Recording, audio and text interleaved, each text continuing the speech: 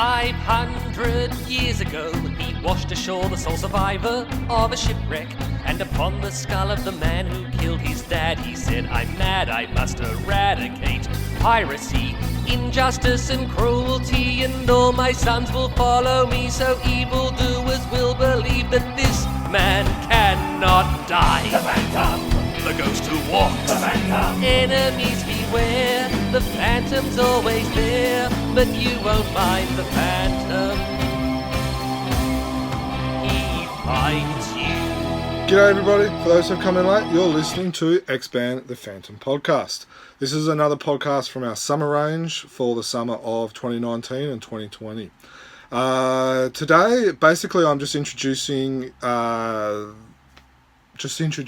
panel that was recorded from the September 2019 Mid-Atlantic Convention, which was held in Maryland in the USA. The panel was between everyone's friend, Pete Klaus, friend of the Phantom, Keith Williams, the newspaper artist, as well as longtime Phantom fan and Pete's friend, Spike Barkin. It's the first time majority of us have probably heard from Spike, so it's good to hear someone fresh, someone new. I won't talk for too long, but basically the podcast, as you will see, is probably about 3/4 of an hour, if that. Pete goes over the legacy of the Phantom. He talks about his visit to Australia and some other stories with Phantom fans from around the world. Talks about the legacy of the Phantom, like with the colour, the Lee Falk's reaction with the colour from around the world of the costume.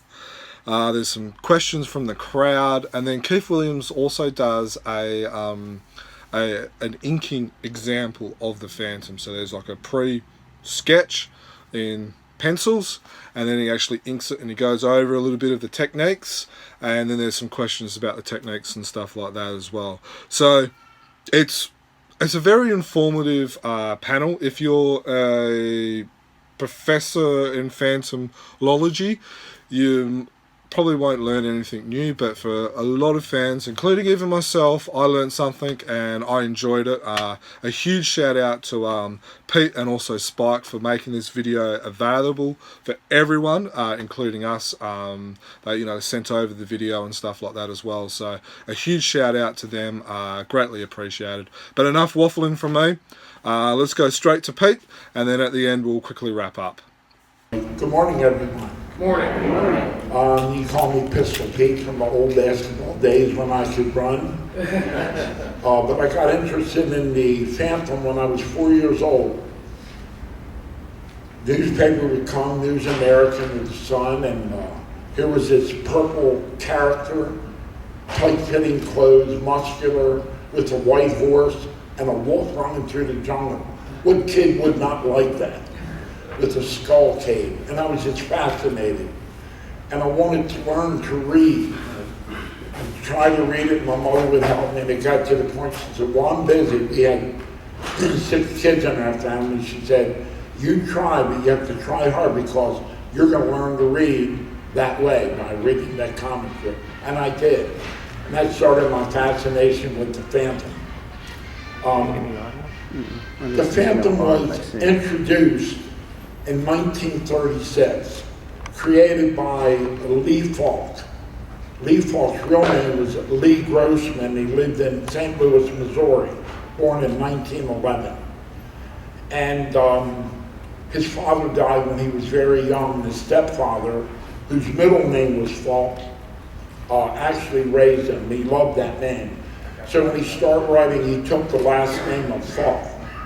And whenever you see the thing in the paper, it'll say Lee Falk by Keith Williams or Lee Falk, Raymore, whoever the artist would be at the time. But anyway, Lee's main idea, he was very well read. He read all of the classics, Robin Hood, El Cid, and he got all his ideas from these classic books. In 1934, he was about 22 years old or so, he got this idea for a character called Mandrake the Magician. And I asked Lee when I had dinner with him, and I said, "Lee, how'd you get your idea for Mandrake?" And he said, in St. Louis at the time, great magicians would come to town, and all the kids would run and said the Great Thurston and whoever would come, Blackstone, and he said I was fascinated. And I got this idea for this character who could make illusions, and I just thought it'd be great for a story. Well, he wrote the Kingfishers and presented the story, and he tried to make it like he was a world traveler. He'd never traveled outside of Missouri, but he made them think that, and he did get the job as the writer of Mandrake. Well, 2 years later, he had this other idea, the Phantom. Originally, he was going to call it the Gray Ghost, sort of like mist in and out, almost like the Shadow. But he thought that would not be a good idea because he thought we'd have to have some color to it, especially in the comic strip. So he nixed that idea, and at first he was going to be like Batman. He was going to be a rich playboy having a hideout somewhere in New York, and he didn't like that idea, and he came up with the great idea of the Phantom in Bengal in a skull cave, saved by the Bandar Pygmies.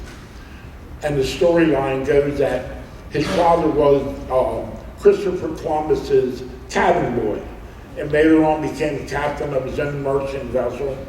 And his son, the first family, was a young boy then, and while sailing in India, near India, he's attacked by the same Brotherhood pirates, nemesis of the Seven Seas. And they throw him overboard, and he sees a pirate kill his father. So he's washed on shore half dead, and the Bandar tribe, Pygmy tribe,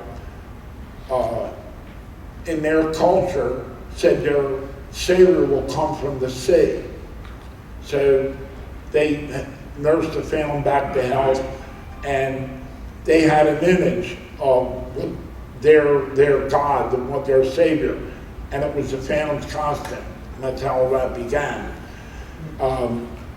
So he's walking along, and he sees a body washed up on shore, and it's a pirate to kill his father, wearing his father's clothes.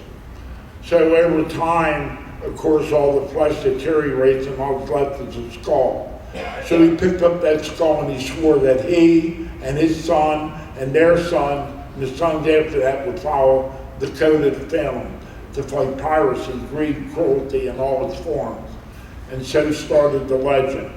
He wore the costume. When he would die, his next son would wear it. So this went over for 400 years, and they called him the Ghost who walks. So if you see that in the strip, that's where that came from.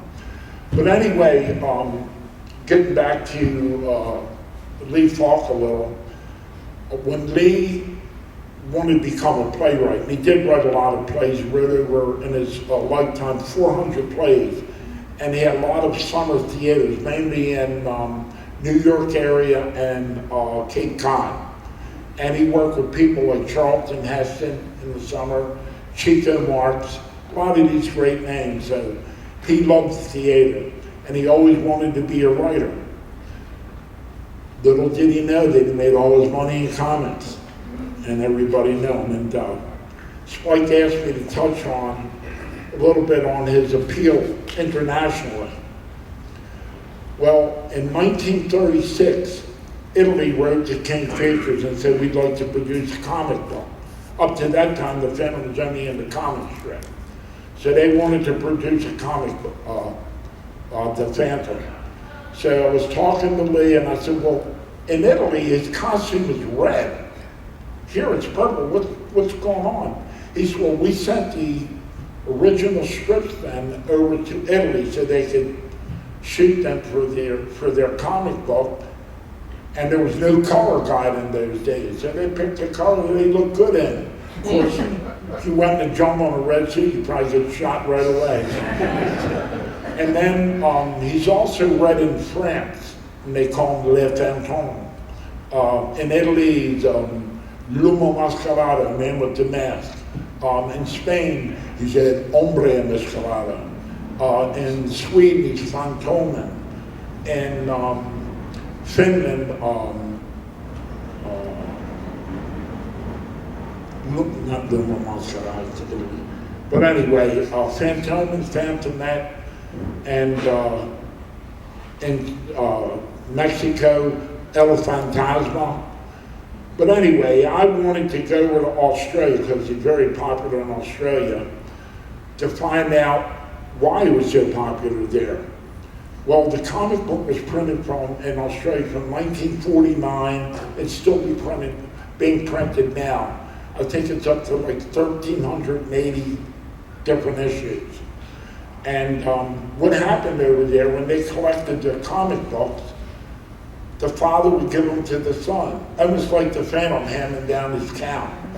And everybody knows the Phantom over there. I'm trying to get my good friend Keith to go over and speak to their Phantom Club, which they call the Lee Falk Memorial Bengali Club for when Lee Falk died in 1998. But everybody over there, when you go in Australia, knows the Phantom, the ghost who walks. They even have guys that dress up and walk around. It's strange, but neat. In Sweden, not as much. He's very popular in Sweden where they call him Fantomen. And he has a different color there. He's more like a dark blue, medium to dark blue. And it just has to do with the colors they used when they originally printed the comic book. But I just found it fascinating to see all these different colors of the Phantom. When the comic strips were most popular at their height, the Phantom was read by 100 million people a day, 500,000 different newspapers.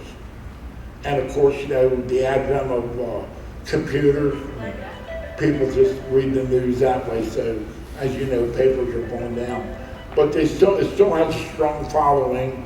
Some cities have been printed in color, even during the week, some places in New York. And I'm trying to think if there's anything else. I just wanted to add, as far as the foreign popularity of the Phantom, in the 1960s, the first time I went to Europe, I was astounded to see all of these comic books about the Phantom and Mandrake, but mainly the Phantom, in France, in Italy, in Sweden, and people were just in love with this character. And the international love for the Phantom was amazing to me. And in France and in Italy, they were reprinting in album form the Phantom strips from the very beginning, which was not being done in the United States. Until Dan Herman from Hermes Press decided that he would get into publishing, and he loved the Phantom. And I asked him why he picked the Phantom, and he said, this is a character that was mysterious, it was long-lasting, it was innovative, and it inspired a lot of other costume characters in comic strips and comic books here in the United States. And he said he thought it was important to preserve that particular strip. And so he started publishing the Phantom dailies and Sundays right from the beginning. And those are available if you contact Hermes Press. You can see that on their website, they do a lot of reprints of other comic books and some strips, but mainly the Phantom. And it's really interesting. It's got an interesting history along with the actual reproduction of the strips from the very beginning. And Dan said that he wanted to do that throughout the complete strip. So we just have to wait a couple of years. He's just getting into the Lee Falk era and eventually to Keith Williams. Keith, I wanted to ask, how did you get involved in doing comics in the first place? Well, actually, since high school, I was like really interested in drawing. Before that, I was collecting comic books, but a few friends of mine, we would get together and just make our own comic books, and it just became something that I got really interested in. In my high school, South Shore, I did the yearbook cover, and when I got a lot of people that gave me a lot of praise for it, and it felt good, and I felt like I I could do more. So did school shows, did painting and stuff like that at high school. Went to School of Visual Arts in New York and studied art with Will Eisner, who did The Spirit. And after high school, I started trying to get into the comic book companies, DC and Marvel. I would go for interviews, meet people like Jim Shooter and John Romita and people like that. And finally, like after a few years of trying to do that, I actually got into it by meeting Don Perlin, who was an artist at Marvel Comics, and he did Werewolf by Night and a few other different things. I started out as a background artist, doing inking for other inkers. So that went on for a little while. I worked for people like Joe Sinnott and John Byrne up at Marvel, and finally promoted myself to being an inker myself.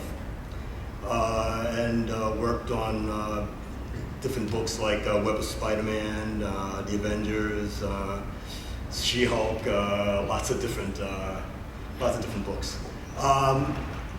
Danny Fingerhoff came to me one day and asked me if I was interested in possibly doing a comic strip. I said, okay, that's interesting. I've never done a comic strip before.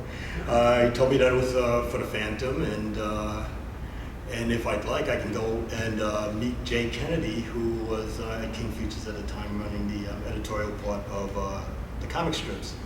So went, met him, showed him what I've done, and he said that he liked what I was doing, but that I'd have to go and see Lee Falk to make sure that that he would like it, and so that I can hopefully get the job. So I actually he gave me the address to Lee Falk, who lived across the street from Hayden Planetarium, which was absolutely amazing. Went to his building, went up an elevator that I think stopped at, I think that's like the 6th floor, and it was like a private elevator, so that when it opened up, you walk into this little alcove, and that was Lee Falk's house. That was it. He had his own private elevator. So went in and met him, was inside his living room, and we talked for a while. He asked me what I did in the past, and I told him that I did Spider-Man. And he says, oh, I don't like spiders, I have a phobia. And I said, oh, I lost a job. But fortunately he did like what I was doing, and he thought he'd try me out for, a few, strips, and the rest was history. I worked on The Phantom from 1995 to 2005. With George Olsen, who was the penciler of the strip. And I would be doing the inking, and then after a while I did the lettering also. Mill Snappin was the letterer on the strip, and he died I think maybe 2 years that I was into the strip, and then I took that job over also. So, if you saw the lettering there, that was me too. So did you get instruction as far as how to position the Phantom, or how to make him look, or? I saw Cy Barry's artwork, which was absolutely amazing. And I tried to get as close to him as possible because I didn't want him to kill me.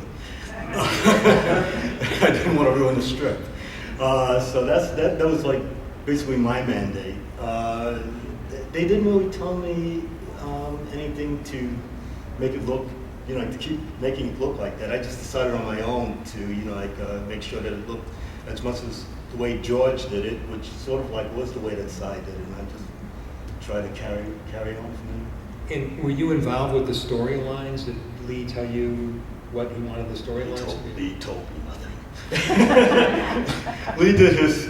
Lee did all the writing. If it wasn't in New York, it was in Toronto, where he would go during the summer, and he'd be working there also, and he would just send the scripts to George, who was down in Florida at the time, I believe, and then when George was finished, he would send the strips up to me, and I would ink them, and then I would either walk over, like the King Features, or I would mail them out. But mostly I would go up to the offices, which was usually cool. I'd just like to mention that Lee Falk wrote all these stories, and even on his deathbed, he was writing the last story, and he just didn't have the strength. Died of heart failure, but his wife took over. She was in the theater, and she helped him at the very last story. So I thought that was kind of interesting. Yeah, and then Fred Fredericks started writing some of the stories. And did you work with Fred also? No, I've only spoken to Fred. Nice guy, but no. He did the Sundays, I did the dailies. So could you show us exactly how you ink? I will do that. I'm going to come and watch. Oh my gosh. First time I've ever done this. I'm usually in my home. There's nobody else around, and I'm like a hermit working on this stuff. So this is what I usually end up getting: pencil sketch of the character. Again, there's usually like a lot of other stuff going on too, like trucks and buildings and things. But this I did really quick. Hopefully. So what I would usually use is a Crowpool pen or a Winsor Newton brush to ink over the figure work. Right now I'm going to be using marker, Faber-Castell. Hopefully it'll work. Find out in a few seconds. Okay. Here we go. So I just try and follow the outline, and sometimes there's a lot of lines on the page, so I have to like pick them when it's sketched out. Do you have to make it a certain thickness in order for it to transfer to the Yes. panel? Yes, can't be too rapidly? thin, especially back when I first started, because back then the printing wasn't as well, put together as it is now. Now you can do very tiny lines, and they'll pick it right up. Pick it right up. Yeah. But yeah, there's usually like thick and thin lines. Like you would usually make the lines heavier underneath, and lines going down usually be a little thinner.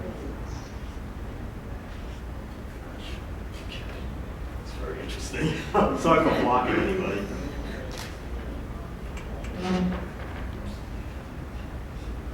I have a question.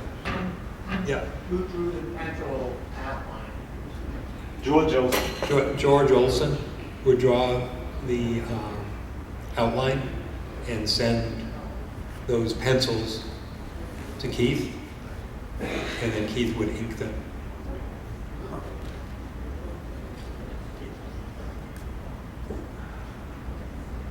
And I usually have a certain amount of time to be able to do it. I always have deadlines. And the deadlines, the moment I get it, I have to work on it. So I was always working. I don't think I actually took a vacation. Do you prefer a brush over a marker? Yes. Absolutely.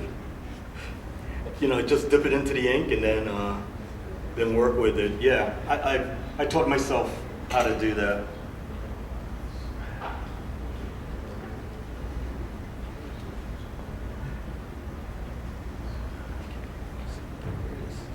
So you do all this by hand, you don't use a computer at all for this? No, I don't. I can now, though. But when we first started doing this, yeah, you can use tablets now. They have computer tablets that you can use. Which do you prefer?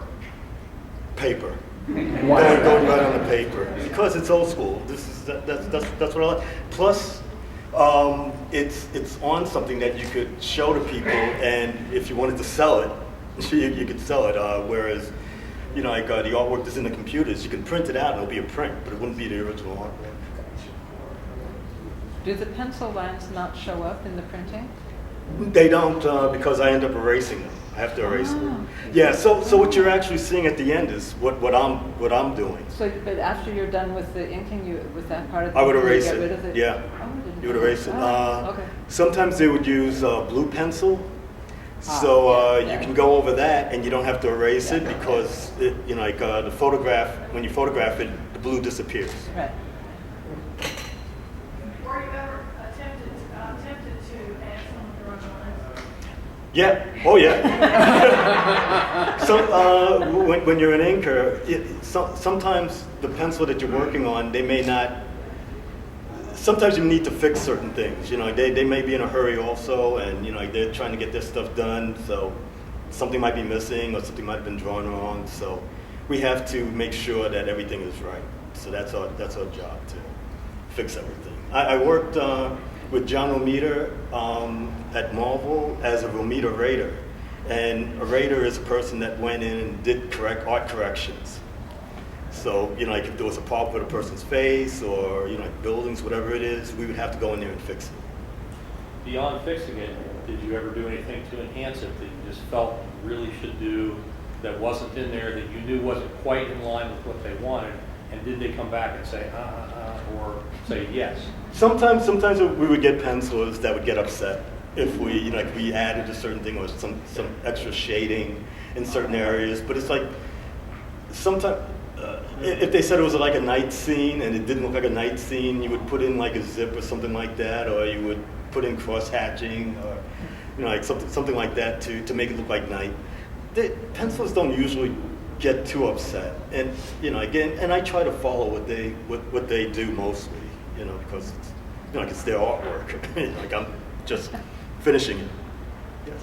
In the pre-computer age, living in New York, you physically carry your finished drawings down to the comic office, and people living outside of New York City, they mail them in? They would mail them in, yeah.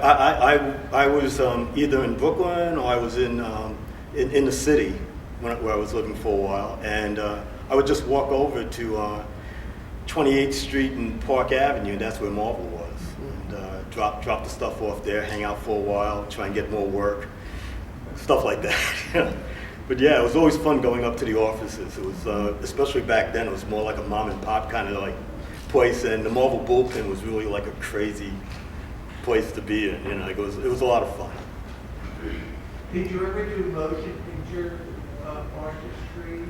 No. Because I saw the method, and it's like very labor intensive. 1,000 times with one, 10,000 times with one graphic. They had to make it move, and I don't know how else they ever did that. They had to make it move? Well, of course. Oh, you mean animation? Yeah, animation. Oh yeah. No, I've never done animation. I would have loved to, but I never, I got into this and it never. Crazy by the end of the cartoon. Probably, like they would. I think they usually have more than like just one person doing the art. Just like now with computer art, they have to have a whole mess of people doing rendering.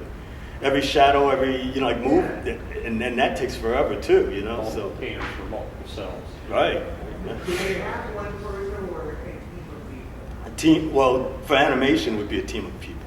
Yeah. For us, I was the inker, and if I was either too slow and not getting it done on time, they would find somebody else to help finish it off. Okay, they wouldn't wait for you. And I was an assistant editor for a while also, and I had to be in that part. They would find you right if the strip wasn't on time, or they can find you. They could find you, yeah, because it's supposed to go to the printers at a certain time, and the printing, I think the printers are set for that certain time to get that thing done, and if it's not, and if you got to go and send it in, and they got to rush, then I'm sure they have to. King Features would have to pay something, like extra penalty-wise.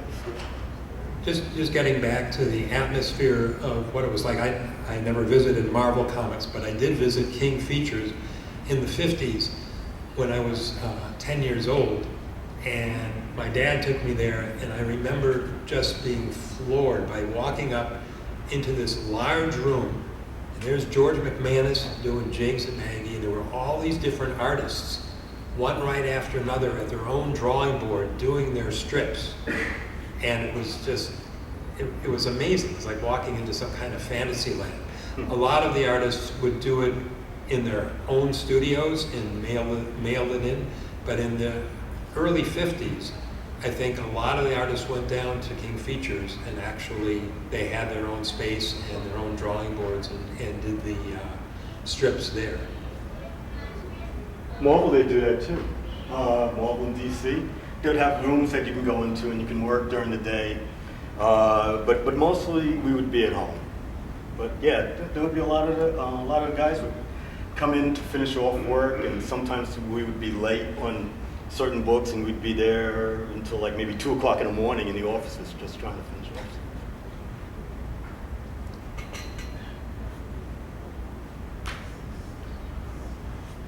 So you can see that the Phantom is coming alive thanks to Keith's inking.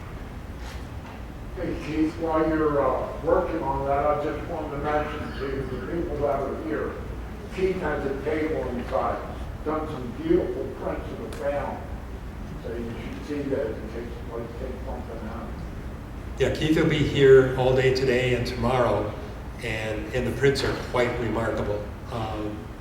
So I urge you to go downstairs and check out his prints. They're available, and I'm sure Keith would be happy to do commissioned work also. Oh, yeah. And aside from the Phantom, there's all other kinds of comic strip characters that he's worked on, and it's really quite beautiful.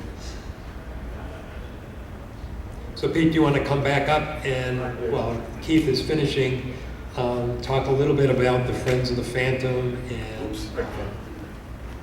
how the amazing thing about the Phantom is that so many people are just die-hard Phantom fans. Explain that. Why is that?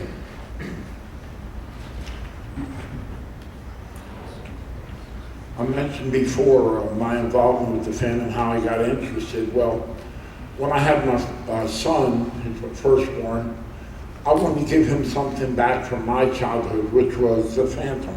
So I started collecting the comic books. But I wanted more. I wanted to meet the creator, Lee Falk. Well, I was reading a newspaper and he was doing a show in New York, actually a panel sort of like this, probably in 1990. And I went to meet him, but I just didn't want to go and say, hi, I'm Pete, from Baltimore. I got a group of other Phantom collectors, and we started a little group called the Friends of the Phantom. There's only a few people at the time, but we got together and we had a very nice plaque made that said to Lee Falk for a Lifetime Achievement Award, for his work in the comic industry. And Lee was gracious. After he finished the panel, he allowed me to sit with him as he signed for 2 or 3 hours. And what I liked about Lee is we were sitting at a table like this, and somebody come to get a book signed up, he wouldn't just take it and sign it. Say, hi, what's your name? Where are you from? He would always have a story. When I told him I was from Baltimore, he told me he worked for the News American for a while, which I didn't know. So I had another friend, unfortunately he passed away, a good friend of Keith as well, Ed Rhodes. He and I are pictured in the strip done by Graham Mullen. And Ed was very good with the computer. He said, Pete, let's put out a newsletter, Friends of the Phantom. So it was all about meeting the artists like Keith or Cy Berry or Graham Mullen or any of the artists that did the Phantom or writers, and then put it in, sort of a little letter form. Well, it became very popular, extremely popular in Australia and Sweden, because they're 2 big countries that the Phantom appears in. And it just grew and grew, and we got to meet so many people. I'll tell you one quick story. I wrote to a guy in New Zealand, a guy named John Bedoni, and I was sending him comics. He was sending me comics from New Zealand. So I taught school in the inner city of Baltimore for 38 years. And he wanted me to come to New Zealand, and I said, no way that I can do it right now, wait till I retire. When I retired in 2007, he treated me and my wife for 3 weeks to Australia and New Zealand. It was unbelievable. And then the following year he took us to Sweden. That's how I got to go and see all this stuff. And my wife and his wife, they went around and they went to see in Australia things like the Australian Zoo where the crocodile hunter has his big zoo. John and I did phantomizing over the whole thing. It was really great. But the Friends of the Phantom is not being printed now. Like I said, Ed passed away. But we do have some of the newsletters that are great because we interviewed Keith, we interviewed Cy Berry, Fred Fredericks, even some of the artists in Europe, Romano Felman, Hans Lundell in Sweden. And these guys are amazing, they really are. And we give examples of their work and talk about what medium they use. So it was really a worthwhile endeavor. We didn't do it to make money, we did it for the love of the character, mainly. Actually, it cost us money to do it, but I would go there again 100 times. That was my involvement with the Friends of the Family. Great.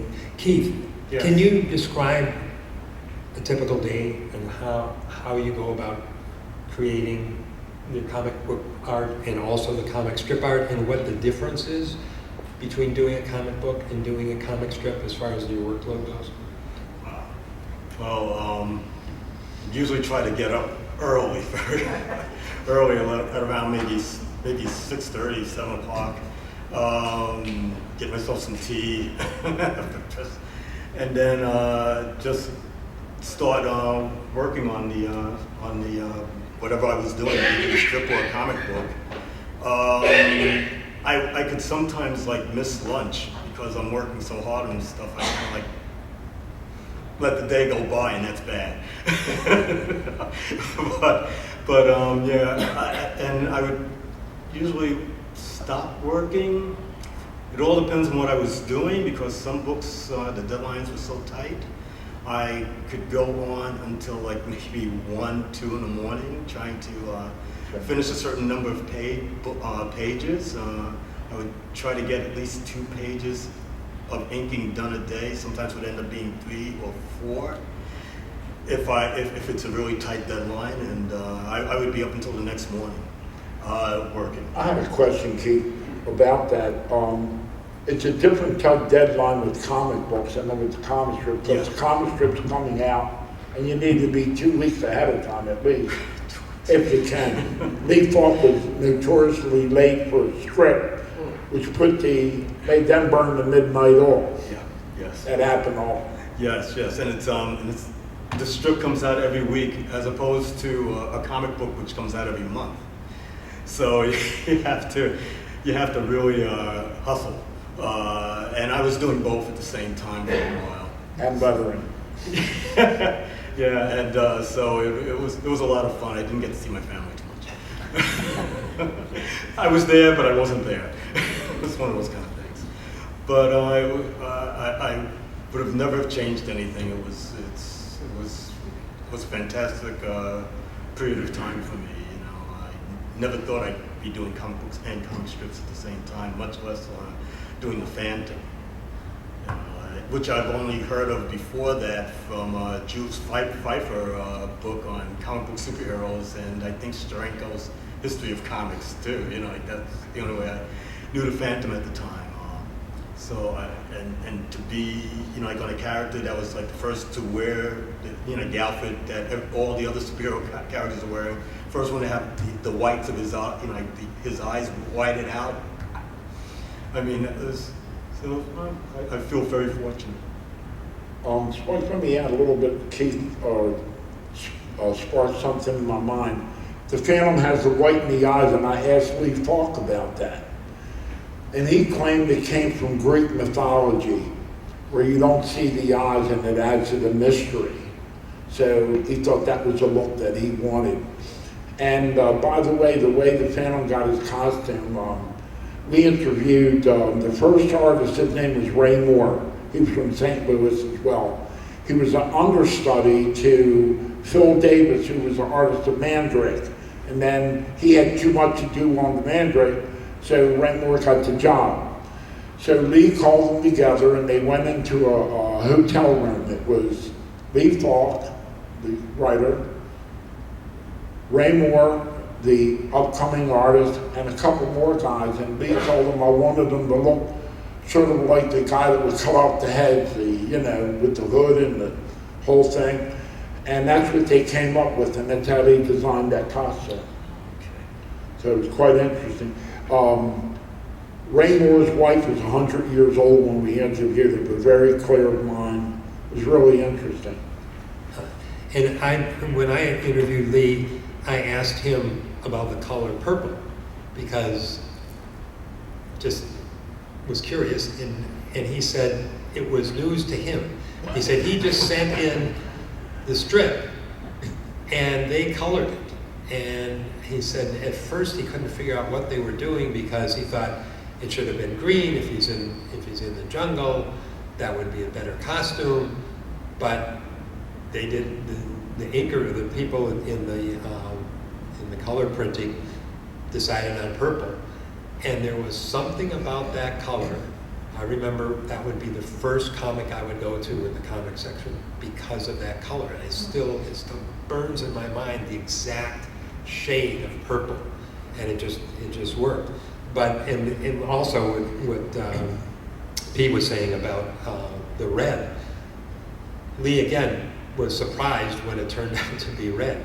But it was just that they had a lot of red ink, and the Italians thought, well, they used the red ink. Right, they just wanted, to be colorful. Right.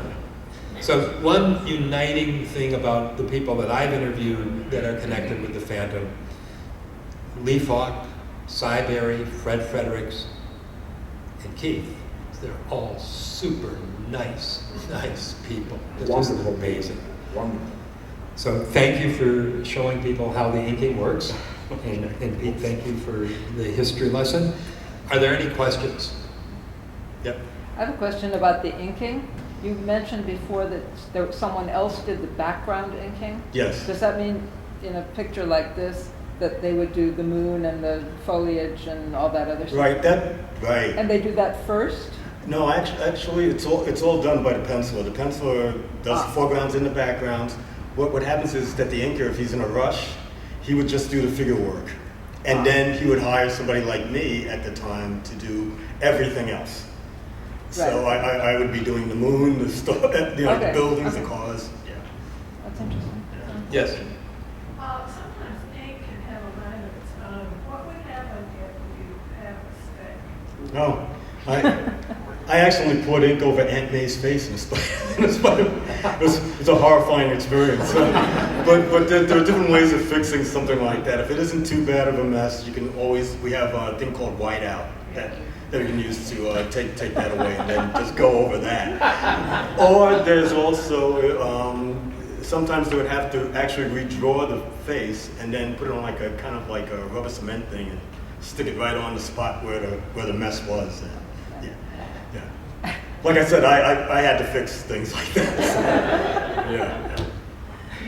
Who were your influences when you first started doing artwork? Can you say who your influences were? Will Eisner, Neil Adams, Dick Giordano, a lot of Irv Novick, Joe Giella, all the guys that I was reading at the time, like when I was a kid, were my influences.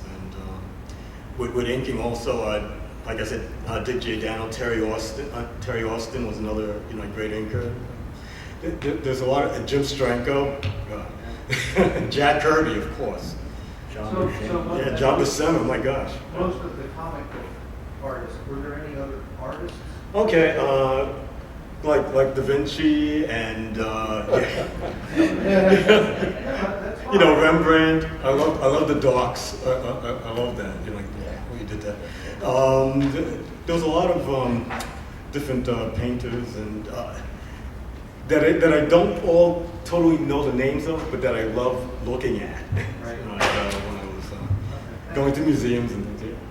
When you took the course from Will Eisner, what kind of teacher was he? He was great. He was sort of like, kind of like a dad in kind of a way. He was very patient with us. And we would show him our artwork, and he would look at it, and then he would take out a giant piece of lead, and he would draw right over our artwork, which drove us all crazy. So, you know, like we actually went and bought him a tracing pad. So we could work over it that way. I don't know, we were really touchy back then. You know, like now I wouldn't mind, you know, but back then it was like, hey, you know, like, I mean, I worked on this stuff. So, but he was, and you know, like he was always asking us what was new, what was going on, you know, like out there in the comic book world. But we always knew, sort of like in the back of our minds, that he already knew what was going on. He just wanted to hear us talk about it too. We'd have a lot of discussions about what was going on, you know, at the time in comic books and stuff. But he's a great guy. How many people were in the class? Might have been 15 people in the class. Yeah, it was a small class. People that we knew. And was he approachable? Yes, he was. As a matter of fact, when I got offered the job to do the Phantom, I called him up and then visited him at Visual Arts. And we went out to lunch together, and you know, like I had a talk with him about it. And I said, I'm still working at Marvel, but you know, like I'm really interested in doing this. You know, should I? You know, I said, you know, if you have the time and you feel like you really want to, you should. I took his advice. It's good to talk to. Yep. When I was reading The Phantom in the late 50s as a kid, I don't remember him being quite as muscular as he is now. I can answer that. Bodybuilder look.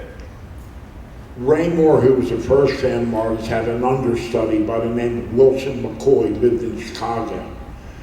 And Raymore got hurt in the war, and I think caused him to drink, so his hand wasn't so steady.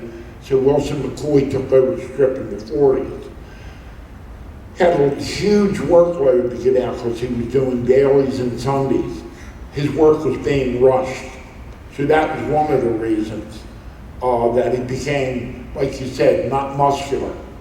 And that was in the 50s, like you said. And then 1960, Wilson McCoy died of a heart attack suddenly. And they had Bill Ignanti, who was another artist. He was a courtroom artist for Sirhan during that. Remember, he said the courtroom artist wouldn't let the cameras in, and Helter Skelter, Charles Manson. Charles Manson. And so he had quite a background, but he was an interim Phantom artist for one story. And Lee didn't like him because he put eyes in some of the Phantom scenes, and he also did the ear bulge that Lee didn't like. So Lee was looking around, and they decided on Seymour Berry, Cy Berry, who I think, maybe Keith might agree, might be the best Phantom artist. And the reason I can say that is I look around at all the European artists, they all try to emulate what Cy did, the way he looked, the way he drew Diane Palmer, the love interest, the way he drew the wolf, the way they drew the horse, the other characters were all created by Cy, and they're trying to emulate that. And Cy liked to make them muscular, but not overly so. You know, some artists actually put too many muscles in the Phantom, and I know in particular in Australia they don't like that. You know, so there was a fine medium between what you knew in the 50s and, you know, what Cy did and what some others tried to do.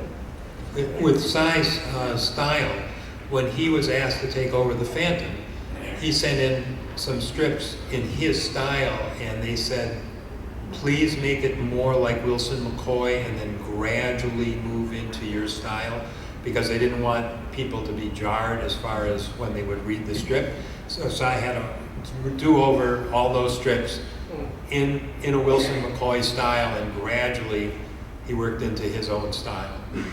He told me, he said, Pete, I can't draw like him. He's a real one, you know.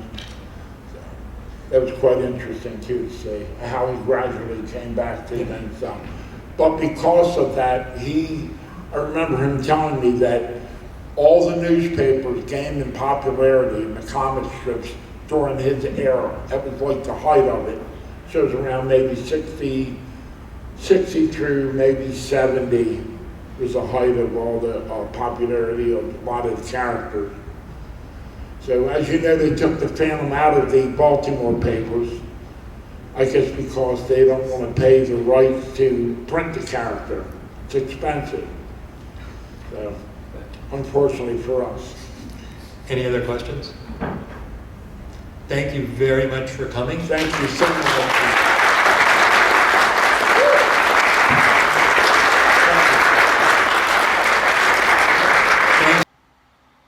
Alrighty-o. Thanks again to Pete, Keith and Spike for doing the panel, for videoing and then sending it to us so that we can do a podcast and so we can share it with a lot of Phantom fans from around the world. So a huge shout out to them. Thank you for that.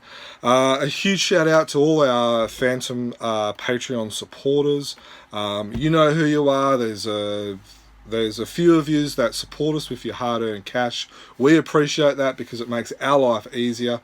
And then what we do is we have prizes and, but that's all the fun stuff. But really, the Patreon actually pays for the bills. So that way our wives don't get angry at us for spending all the money on Phantoming, but also on Chronicle Chamber, the bills as well. So huge shout out to all the Patreon supporters for helping us pay the bills, which includes things like hosting the website, the domain name, the software that we use to edit video, edit audio, but also to host the videos, like with Zoom, which is the program we use. That all costs money. And it costs a fair bit of money.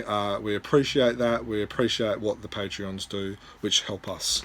If you like what you see, you can find us on chroniclechamber.com.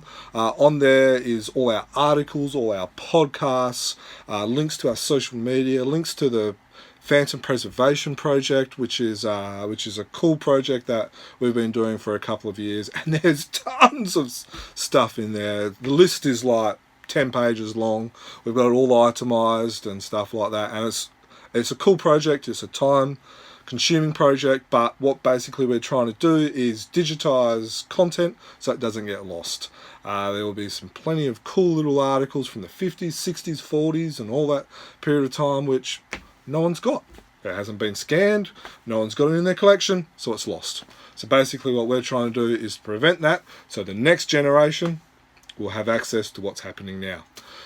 Alright, so if you want to email us, if you basically are going to conventions and you're getting recordings from panels that are Phantom related, or you're talking to Phantom fans and you think, oh, this would be cool to go on a podcast, basically get in touch with us. Best way, chroniclechamber@gmail.com.